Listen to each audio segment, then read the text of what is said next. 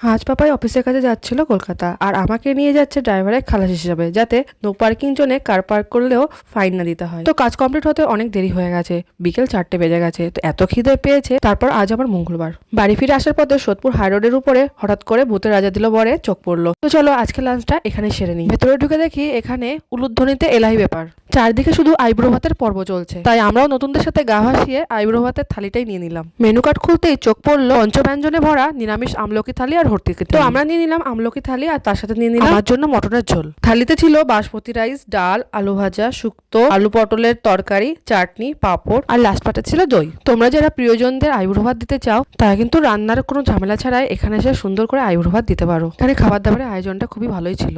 খাওয়া শেষ করে আমি আর পাপাই পান চিবাতে এখান থেকে বেরিয়ে গেলাম। তো আজকে মিনি ব্লগটা এখানেই শেষ করছি। মিনি ব্লগটা ভালো লাগলে অবশ্যই কিন্তু তোমরা like, comment, share and subscribe করে দেবে। তাহলে আজ আসি, টাটা।